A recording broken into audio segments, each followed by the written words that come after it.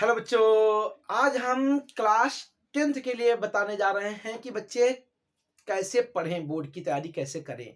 अब कहने का मतलब है कि बोर्ड नज़दीक है, 16 तारीख से आप लोगों की बोर्ड परीक्षाएं हैं और बच्चे इस समय असमंजस की स्थिति में हैं कि क्या पढ़ें, कैसे पढ़ें, कुछ समझ में नहीं आ रहा है ना। ऐसे ही तो होंगे, आप इस समय सोच रहे होंगे ऐसा क्या पढ़ लें जो पेपर में बिल्कुल आ जाए, ये भी सोच रहे होंगे अंदर ही अंदर। अब आपके अंदर यही सारी चीज़ें चल रही होंगी, आप असमंजस मतलब द्वंद्वात्मक अंदर संघर्ष कर रहे हैं। कहने मतलब संघर्ष तो कहते नहीं, जिंदगी में संघर्ष ना हो तो फिर जीतने का मजा ही क्या। तो कहने का मतलब है कि संघर्ष से आपको लड़ना ही है। कहने का मतलब इस समय अपने आप से लड़ना है, और अपने आप से लड़ने के लिए आपके पास क्या है, आपके पास आपकी सकारात्मक सोच है कि अगर आप सोच कर और सकारात्मक रवैये से पढ़ाई कर रहे हैं तो आपको सफलता निश्चित ही मिलेगी बोर्ड परीक्षा में। तो कहने का मतलब हम लाए हैं आपको बताए क्या पढ़िए। अब हम बताने आए हैं तो कुछ तो समझिए। कहने का मतलब मेरे पास 7 साल का टीचिंग एक्सपीरियंस है। मेरे पढ़ाए हुए बच्चे 97 95 बोर्ड में मार्क्स लाए हिंदी साहित्य में। तो कहने का मतलब है तो हम आपको बताएंगे क्या पढ़ें, कैसे पढ़ें।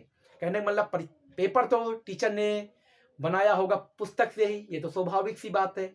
और आपने पूरे साल पुस्तक हिंदी पढ़ा भी होगा, और कई बच्चों ने पढ़ा ही क्या, खोला तक नहीं होगा। क्योंकि हिंदी के किसी को बोर लगता है तो किसी को कहते हैं समझ में नहीं आता इसमें कुछ।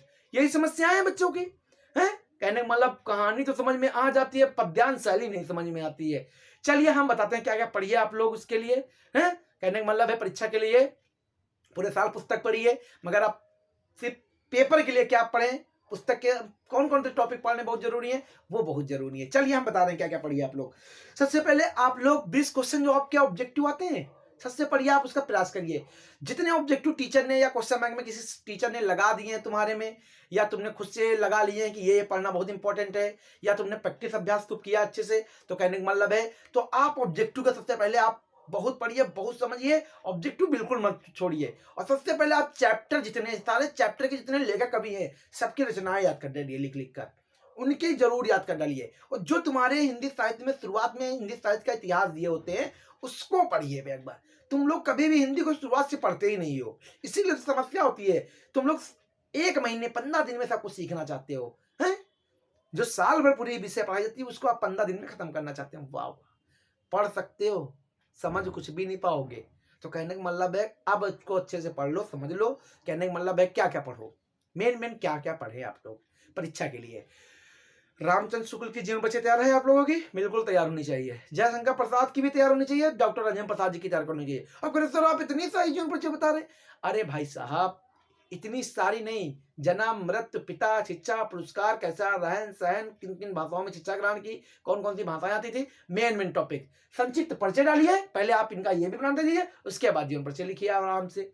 पद्यांश में आप क्या क्या पढ़िए, पद्यांश में आप सूरदास पढ़िए, तुलसीदास पढ़िए, जयशंकर प्रसाद पढ़िए। यही रूल अपनाइए आप, नियम, संक्षिप्त परिचय, नियमावली। तो कहने का मतलब है जब इतना आप ये शैली मतलब जीवन परिचय लिखने के तरीके बता रहा हूं, इधर उधर मत लिख देना, अच्छे से लिखना।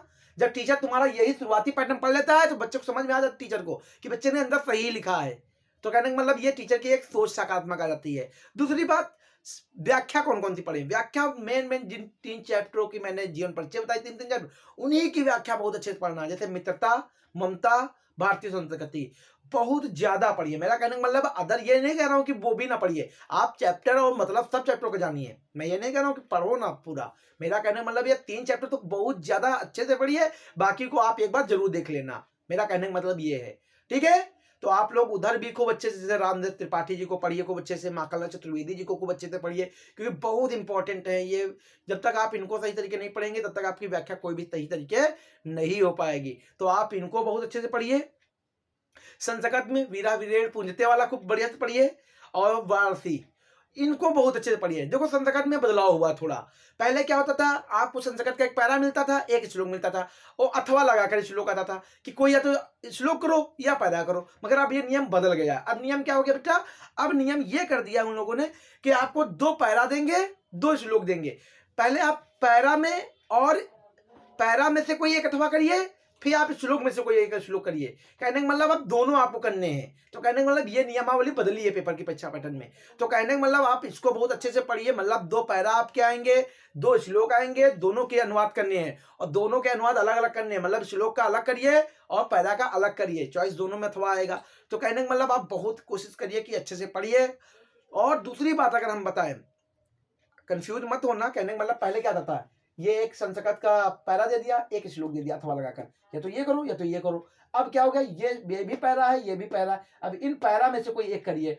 फिर क्या होता है, श्लोक में कैसे आएगा, श्लोक ये लिखा, एक श्लोक ये लिखा, या तो ये श्लोक करो या तो ये श्लोक करो। अब ये हो गया है, ठीक है। तो कहने का मतलब आपको ये अच्छे से तैयार करना है। जो खंड काव्य आपके में लगा वो खंड काव्य तैयार करिए, चाहे चित्रण और तृतीया तक ज्यादातर पढ़िएगा आप लोग। और दूसरी बात अगर हम कहें व्याकरण पैटर्न, तो बेटा रस छंद अलंकार, अब तो मानो ऑब्जेक्टिव में सब आने लगा है तुम्हारे पास। तो ऑब्जेक्टिव के लिए आप लोग क्या करिएगा, रस छंद अलंकार। जितनी किताब में तुम्हारे जितना पैटर्न दिया, किताब से बाहर टीचर पेपर नहीं देगा आपको, आउट ऑफ नहीं देगा टीचर। टीचर भी किताबी से पेपर बना कर देता है, कोई बाहर से थोड़ी बना देगा आपके लिए। तो कहने का मतलब है जितने दोहे रस छंद अलंकार जितने उदाहरण सहित दिए हैं, सबको खूब अच्छे से पढ़ लो कि कौन सा रस में कौन सा, मतलब कौन से दोहे में कौन से रस है, कौन सी पंक्तियों में कौन सा अलंकार है। ये बिल्कुल तुमको रटा होना चाहिए, बिल्कुल रटा।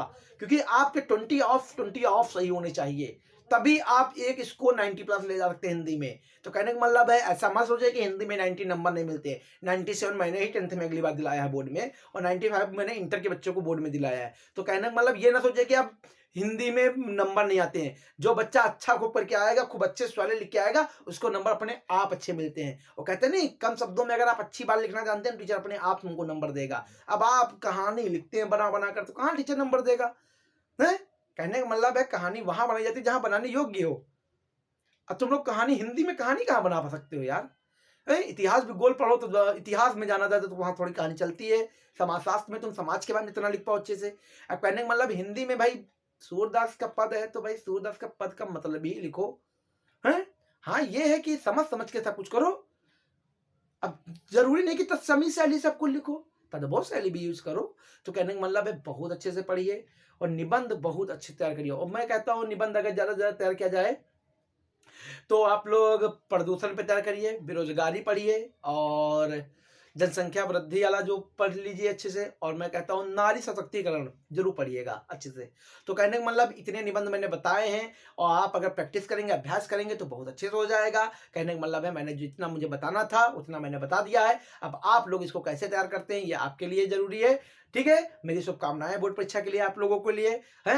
माँ सरस्वती माता आपका क्या मतलब आपको सानिध्य में रहेंगी, मतलब आपके मन मस्तिष्क में रहेंगी। आप परीक्षा बहुत अच्छी दीजिए, ठीक है। उमा सरस्वती माता की पूजा कर लेना, ज्ञान थोड़ा आ जाएगा आप लोगों को, ठीक है। आज इतना ही, जय हिंद बेटा।